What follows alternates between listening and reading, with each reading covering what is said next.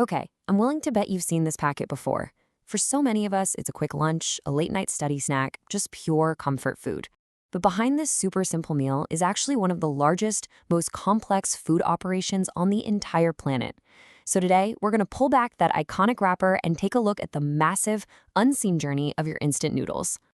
So have you ever really stopped to think about what it takes to get this little product into the hands of billions of people, everywhere from Nigeria to Indonesia? It is a story that starts way, way before any factory, and it ends long after you've slurped that last noodle. Just to give you a sense of the scale we're talking about, the company behind Indomie, ICBP, has the capacity to produce 19 billion packs of noodles every single year. I mean, that's more than 2 packs for every man, woman, and child on Earth. It's just a staggering number. So to really understand this journey, you first have to understand the company, because this isn't just about noodles, not even close. We're talking about a vast, global consumer goods empire. Check this out. This is the company's official vision, and you'll notice the words Noodle Company are nowhere in sight. That's because ICBP's business covers dairy, snacks, beverages, and a whole lot more. Their ambition is to be a leader in all of it, which makes Indomie feel like just the tip of a very, very large iceberg.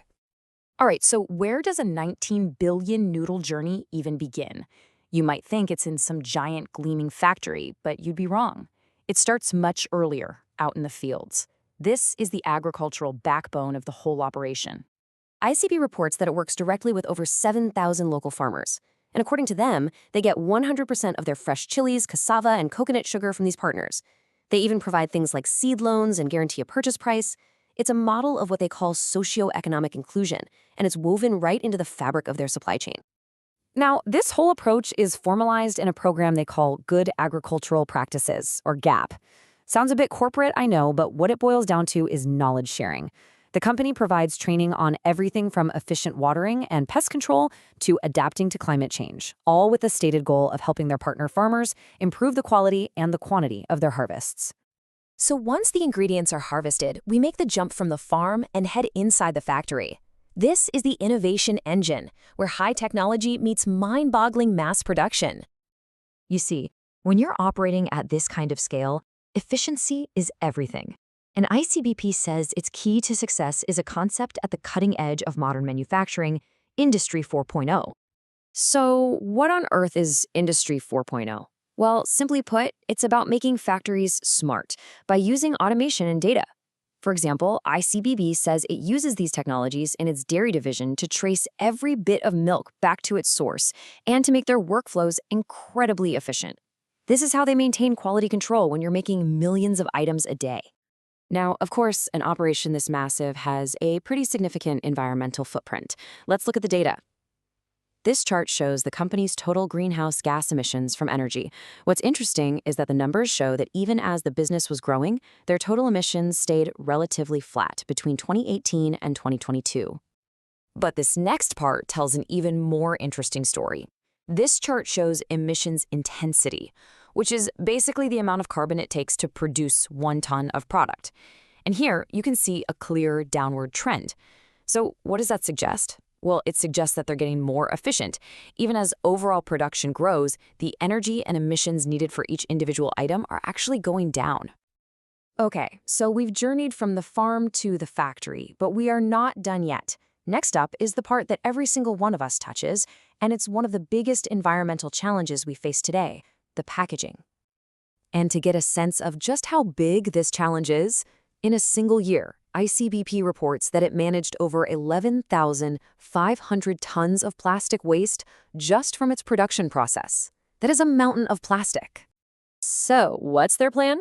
Well, they say their approach is based on the 3 R's, which we all know: reduce, reuse, recycle. The strategy is to first minimize waste from the very start, then find ways to reuse whatever materials they can, and finally partner up with others to recycle what's left. This whole 3R approach is really part of a much bigger, more ambitious idea called the circular economy. And the goal here isn't just to manage waste better, it's to completely redesign the system to eliminate waste altogether, creating a loop where materials are constantly being used and reused instead of just being thrown away.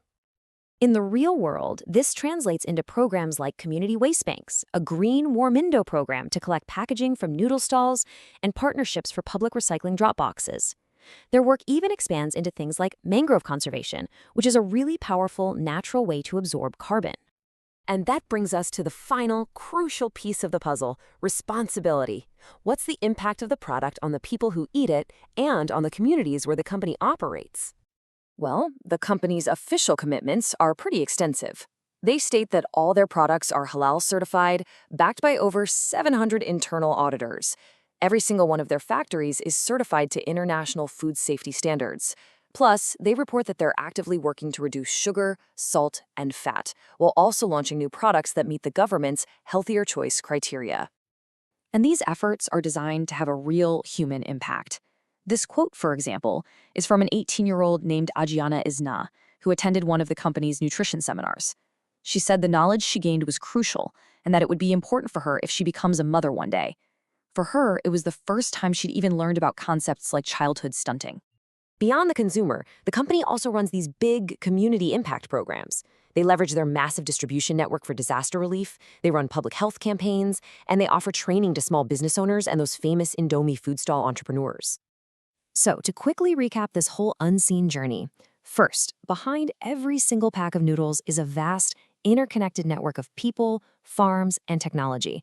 Second, at this kind of scale, innovation and efficiency are absolutely critical to managing the environmental footprint. And finally, the company's responsibility doesn't just stop at the factory gate. It extends to the packaging and the well-being of the entire community. And all of this leaves us with one last big question to think about. When a company operates on a scale that touches billions of lives and produces billions of products, its choices about farming, energy, waste, community, they stop being just business decisions. They have the potential to create real ripples of change. So the question is, can those ripples become a wave? That's something to chew on the next time you reach for that packet of noodles.